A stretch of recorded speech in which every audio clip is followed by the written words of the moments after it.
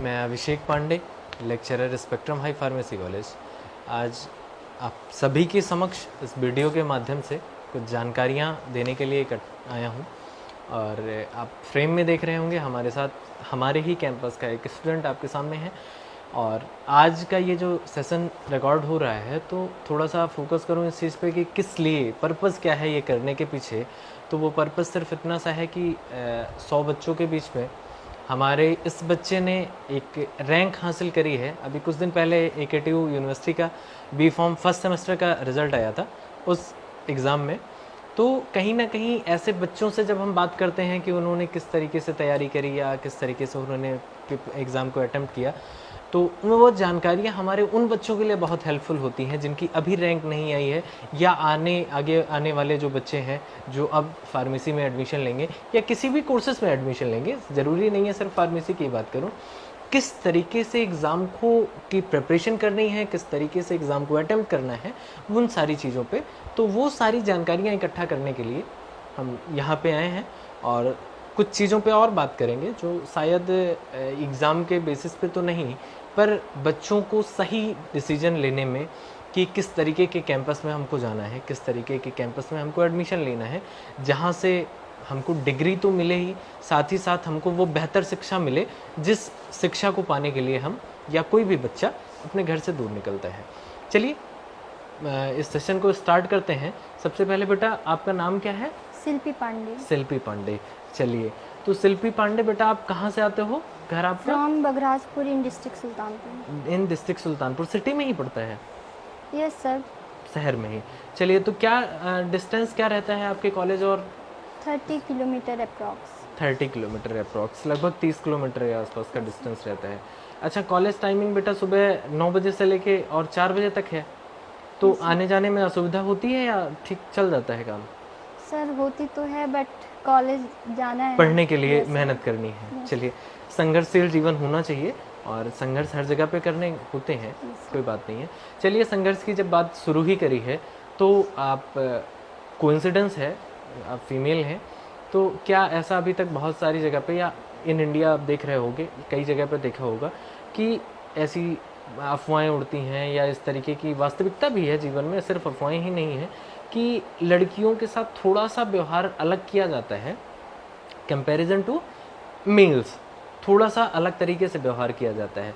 थोड़ा सा और एक्सप्लेन करूं तो वो बहुत ज़्यादा घर से दूर पढ़ने नहीं जा सकती हैं, उनको रोका जाता है, उनको हायर एजुकेशन नहीं दिलाया जाता है क्योंकि हायर एजुकेशन के लिए बाहर निकलना होगा घर से। तो क्या इस तरीके की कुछ आपको क्या लगता है कि ऐसा किया जाना चाहिए, या आपने इस तरीके की प्रॉब्लम्स फेस करी हैं या नहीं करी? ऐसा नहीं किया जाना चाहिए क्योंकि इस वक्त मेल और फीमेल बोथ और मतलब एक हैं, मतलब एक तरीके से ट्रीट करना चाहिए, और मेरे साथ ऐसा कुछ नहीं हुआ है। मतलब पेरेंट्स सपोर्ट करते हैं, Yes, और मैं सारे पेरेंट्स से ऐसे गुजारिश करूंगा कि 100% अपने बच्चों को, चाहे वो बेटा होगा या बेटी हो, उसको आप सपोर्ट करिए, उसको बेहतर शिक्षा दिलाइए। देखिए, मुझे ऐसा लगता है, मेरा ये पर्सनल ओपिनियन है कि कभी भी हमको जेंडर वाइज कैटेगरी नहीं बनानी चाहिए। आज हमारे टाइम पे आप जो जिन चीज़ों को देख रहे हैं, जिस एनवायरनमेंट में रह रहे हैं, वहाँ पे मेल्स से ज़्यादा कहीं बढ़ चढ़ के हिस्सा ले रही हैं हर चीज़ों में फीमेल्स, और इसका एक जीता जागता उदाहरण आपके सामने है। 100 बच्चों में हमारी जो फर्स्ट रैंक होल्डर है वो एक बिटिया है। तो आगे और भी बातें करेंगे। तो बेटा आप B.Pharm फर्स्ट सेमेस्टर में आपने एग्ज़ाम दिया, उसका रिजल्ट आया है, तो अभी आपने सेकंड सेमेस्टर के भी एग्ज़ाम दिए होंगे? Yes sir. अच्छा, सेकंड सेम का एग्ज़ाम दिया है। चलिए ठीक है, उसमें किस तरीके से आप परफॉर्म किया है? सर अब हर पेपर तो अच्छा ही जाता है, बट एग्जाम जब तक रिजल्ट नहीं आ जाता तब तक कुछ कहा नहीं जा सकता। आपने अपनी कोशिश पूरी Yes, करी sir. है कि आपने जिस तरीके से फर्स्ट सेमेस्टर में मेहनत करी थी, Yes, sir. जो जो चीज़ें आपने फॉलो करी थी, वो Yes, सारी चीज़ें आपने इस एग्ज़ाम में फॉलो करी हैं। Yes, sir. अच्छा, कुछ ऐसा अलग से परेशानी की फेस तो करनी नहीं पड़ी है कि टाइम कम मिला हो पढ़ने के लिए, या कुछ ऐसी दिक्कत रही हो? सर सेकेंड सेम में थोड़ा टाइम कम लगा। अच्छा, यूनिवर्सिटी की तरफ से Yes, आपको sir. क्लासेस कम चली हैं? Yes sir. चलिए ठीक है, उस पर भी आगे बात करेंगे। तो आपकी फर्स्ट रैंक है क्लास में? Yes sir. चलिए ठीक है, तो रोल नंबर आप अपना पब्लिक करोगे? Yes sir. ठीक, बता दो। 22 ट्रिपल 221100050006 1। चलिए ठीक है, बच्चे ने अपना रोल नंबर बता दिया है, तो आप चाहें तो आप रोल नंबर डाल के सर्च भी कर सकते हैं। ठीक है, मैं अब बेटा बात करूंगा आपसे कि आप जिस तरीके के जिस कैंपस में हैं, किस तरीके का कैंपस है। कुछ अलग अलग चीज़ों पे मैं बात करूंगा, क्योंकि लगभग ये दावे किए जाते हैं बहुत सारे इंस्टीट्यूट के कि हाँ हमारे यहाँ क्लासेस बहुत अच्छी चलती हैं, बहुत सारी चीज़ें हैं, पर वो वास्तविकता में चीज़ें उस तरीके से पाई नहीं जाती हैं। बहुत सारी अफवाहें चलती हैं। यूनिवर्सिटी तरह तरह के ऐसे इंस्टीट्यूशन को इंस्पेक्ट करके फिर उसको ब्लैकलिस्ट करता है, फिर बंद करवाता है। तो ऐसी बहुत सारी सिचुएशन। तो मैं थोड़ा सा आपके कैंपस के बारे में जानना चाहूँगा कि किस तरीके का कैंपस है। सर हमारा कैंपस बहुत अच्छा है। यहाँ पर मतलब अच्छी फैकल्टी है और स्मार्ट क्लासेस हैं और कंप्यूटर लैब हैं और प्रैक्टिकल लैब्स भी बहुत अच्छे हैं।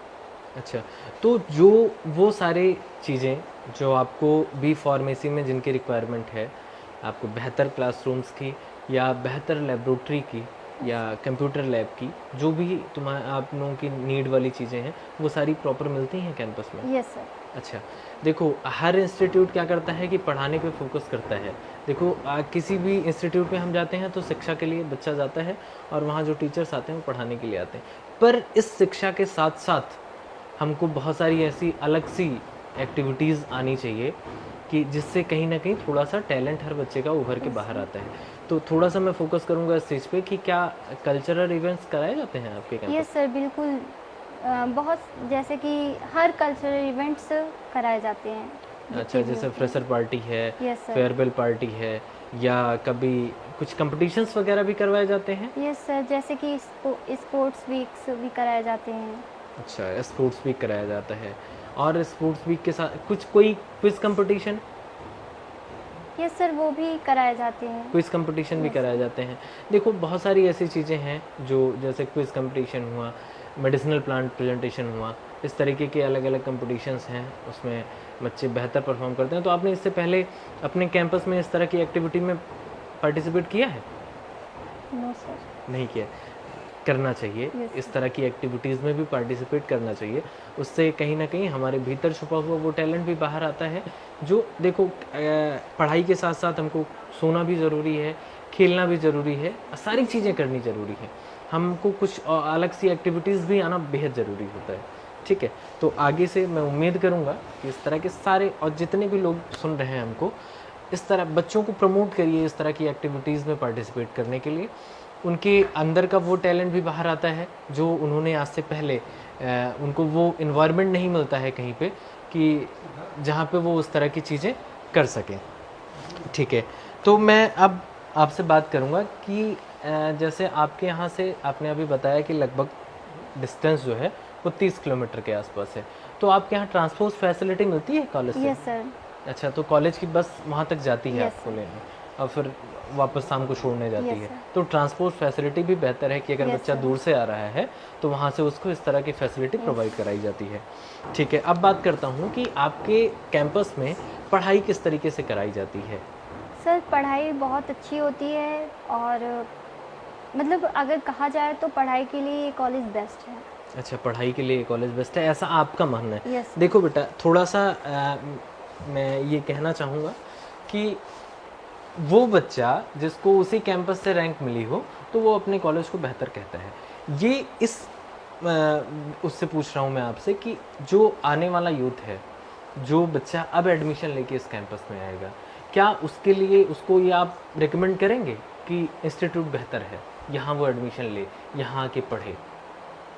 Yes sir. ठीक है, बहुत अच्छी बात है।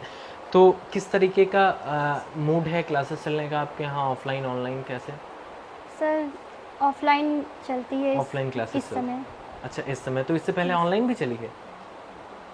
सर मैं जब अच्छा, तो आपने जब Yes, से sir. एडमिशन लिया तब से ऑफलाइन ही चल Yes, रही है? sir. ठीक है, मैं पूछ रहा था कि कोविड के टाइम पे किस तरीके से sir. क्लासेस चलाई गई थी। चलिए ठीक है, तब तो आपका एडमिशन ही नहीं रहा होगा। Yes, sir. कोई बात नहीं है।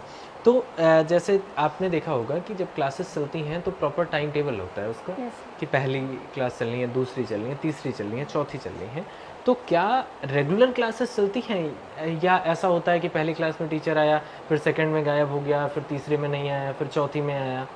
सर प्रॉपर टाइम टेबल को फॉलो किया जाता है। टाइम टेबल को फॉलो किया जाता है, टाइम टेबल के अकॉर्डिंग Yes, क्लासेस sir. चलाई जाती है। Yes, मतलब सेकंड लेक्चर जिस टीचर का है वो टीचर आएगा ही आएगा पढ़ाने के लिए। Yes, sir. ठीक है, कई सारी ऐसी सिचुएशंस होती हैं जिस सिचुएशन में, जैसे अभी आपने बताया कि सेकंड सेमेस्टर में थोड़ा सा कम समय मिला था तैयारी करने का या क्लासेस कम चली थी, तो इस दौरान क्या करते हैं टीचर्स, कैसे कोर्स को कवर किया जाता है?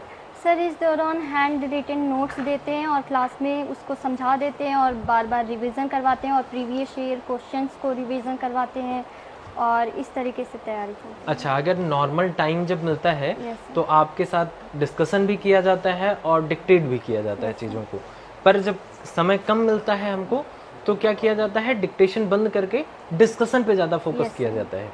ठीक है, अगर जैसे 1.5 महीने का ही समय मिला क्लासेस चलाने का, सिलेबस को किसी तरीके से कवर किया गया, अब उसके बाद ऐसे क्वेश्चंस को फिल्टर किया जाता है कि हाँ नहीं, कुछ ऐसा किया गया जिससे आपको कुछ 10, 15, 20 क्वेश्चन बता दिए गए कि नहीं हाँ ये वेरी इंपॉर्टेंट क्वेश्चन है। ये इस तरह सर क्वेश्चन बैंक दिया जाता है पूरा, अच्छा, मतलब तो प्रीवियस ईयर्स के क्वेश्चंस को, मतलब जो आया हुआ है इम्पोर्टेंट है वो सर क्वेश्चन प्रोवाइड करवाते हैं। अच्छा, वो क्वेश्चंस प्रोवाइड कराया जाता है, वो फिल्टर किया जाता है प्रीवियस ईयर के क्वेश्चन पेपर Yes, से। sir. अच्छा, चलिए ठीक है, बहुत अच्छी बात है। और फ्यूचर में आपको इस तरीके से तैयारी करेंगे तो निश्चित ही तौर पे आप सभी की अच्छी रैंक आएगी। तो अब बात करेंगे सीधा, क्योंकि आपकी बेहतर रैंक आई है और जिम्मेदारी तब बढ़ जाती है हमारी कि जब हमको कुछ ऐसी चीज़ हो जाती है हमारे साथ, जैसे अब अभी मैं बहुत सारे कम्पिटिटिव एग्ज़ाम्स की बात करूं तो वहाँ बच्चों की जब पहली रैंक आती है तो अब देखा होगा मीडिया वालों का तांता लग जाता है घर पे, यस सर, होता है ऐसा ना? तो कहीं ना कहीं हमारी रैंक के साथ साथ हमारी जिम्मेदारी बढ़ जाती है। यस सर, ठीक है, एक तरीके से हम कई लोगों के आइडियल बन जाते हैं।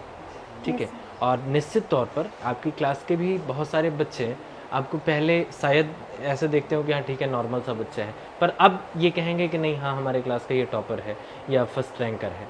इस तरह की चीज़ें आपने फेस करी होंगी, तो निश्चित तौर पर जिम्मेदारी हमारी थोड़ी सी बढ़ जाती है। तो उन जिम्मेदारी के साथ एक मेरा सवाल ये है कि किस तरीके की तैयारी आपने करी जो लोगों से आपने अलग करी और तब आपकी फर्स्ट रैंक आई? सर यहाँ के जो टीचर्स रहते हैं वो पहले ही याद करवा देते हैं, मतलब ये इम्पोर्टेंट है इसको याद कर लो, तो तैयारी रहती है। और उसके बाद कुछ चीज़ें रहती हैं जैसे कि सबसे पहले हम कवर करते हैं जो इम्पोर्टेंट है, क्योंकि अगर टाइमिंग कम है तो इम्पोर्टेंट को कवर कर लेंगे, उसके बाद और सारी चीज़ों को कवर कर लेते हैं। मतलब हर चीज़ों को देखना ज़रूरी होता है, क्योंकि अगर हम हर चीज़ों को देखे रहेंगे तो कुछ ना कुछ तो लिख ही सकते हैं उसमें, ये नहीं है कि कोई क्वेश्चन छूट जाए। अच्छा, आपका कहना ये है कि मतलब हमको अपने पूरे सिलेबस को यस ध्यान में रखना है, ऐसा नहीं करना है कि हम आधे सिलेबस को बहुत अच्छे से तैयार कर Yes, लिया, sir. आधे सिलेबस को छोड़ दिया। Yes, समय कम मिलता है तो उस दौरान हमारे साथ यही होता है यस सर, कि हम क्या करते हैं कि 1-2 यूनिट्स को हमने बहुत अच्छे से तैयार कर लिया और हमारी रिमेनिंग यूनिट्स जो है वो बच छूट गए, गई। यस सर, तो ऐसा नहीं करना है, साथ ही साथ हमको इम्पोर्टेंट क्वेश्चन पे ज़्यादा फोकस करना Yes, है, और वो इम्पोर्टेंट क्वेश्चन आएंगे हमारे प्रीवियस ईयर के क्वेश्चन पेपर को Yes, sir. फिल्टर करने के बाद। चलिए ठीक है। दूसरा, अब मैं बात करूँगा कि हमेशा ये होता है कि बहुत सारे ऐसे बच्चे होते हैं ना कि आप उनसे बात करोगे तो बात बहुत अच्छी करते हैं, पर वो चीज़ें वो लिख के नहीं समझा पाते। क्लासरूम्स में हमारे साथ भी होता है कि जब किसी बच्चे से हम क्वेश्चन पूछते हैं, बहुत अच्छा परफॉर्म करता है, क्लास में बहुत अच्छी चीज़ें बताता है, पर उस चीज़ को वो पेपर में नहीं लिख पाता है।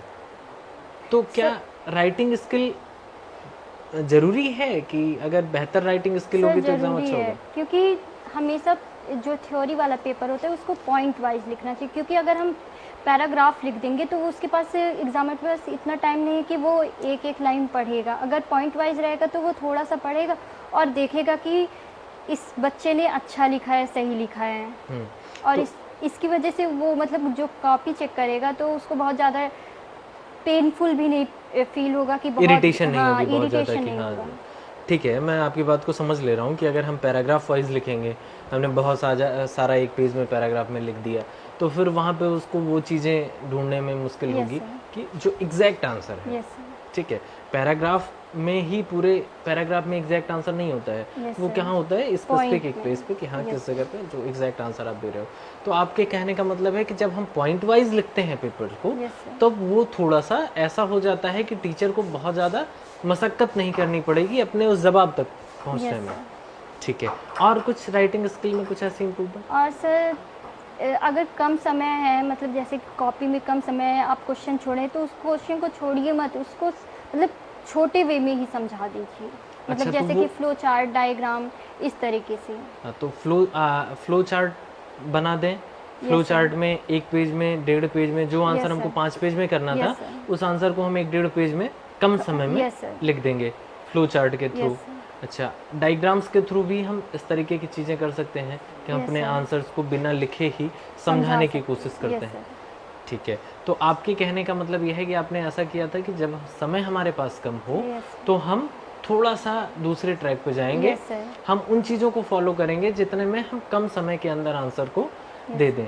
चलिए ठीक है, अब बात करते हैं कभी भी, जैसे अभी हमने जिम्मेदारी की बात करी थी, तो क्या होता है इसके साथ आपने देखा होगा पहला क्वेश्चन होता है, सामने वाला जो क्वेश्चन पूछता है उसका, कि इसका श्रेय आप किसको देना चाहते हैं, किसका योगदान रहा है इसके पीछे। तो सबसे पहले तो इस पर बात कर लेते हैं कि आपकी इस रैंक के पीछे किसका योगदान रहा है। सर टीचर्स का।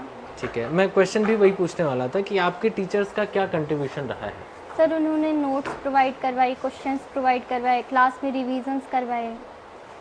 तो बेटा होता ये है कि आप देखोगे टीचर्स पढ़ाता ही इसलिए है कि हमारे बच्चे के बेहतर रिजल्ट आए। Yes sir. ठीक है, पर और ऐसा क्या आपके साथ किया गया, नोट्स दिया गया या आपको लिखवाया गया या आपको समझाया गया, आपके साथ डिस्कस किया गया, कुछ ऐसी अलग सी चीज़ें करी गई जिस वजह से आप इतने अच्छे मार्क्स ले आए, या आपको लगा कि आप बेहतर पढ़ लिए हैं नो अपनी सर, चीज़ों को? मतलब लास्ट टाइम में मैंने जितना कुछ याद किया था उसको रिवाइज किया और बस यही। अपने अब रिवीजन पे फोकस Yes, किया। sir. आपके टीचर्स ने जो चीज़ें आपको बताई थी, जो sir. क्वेश्चंस आपको प्रोवाइड कराए थे, आपने उन क्वेश्चंस पे बार बार Yes, फोकस sir. किया, उसको पढ़ा, वो पढ़ने Yes, के sir. बाद मतलब आपके टीचर का ये योगदान रहा है कि उन्होंने आपको वो आसान रास्ता दिखा दिया Yes, sir. कि किस रास्ते से आप पहुँचेंगे तो आप Yes, पहली sir. रैंक को पा जाएंगे। Yes, sir. चलिए ठीक है, हमारी शुभकामनाएं हैं आपके साथ कि आप आने वाले एग्ज़ाम्स में भी इस तरीके से ही परफॉर्म करें, इस तरीके से रैंक होल्डर बने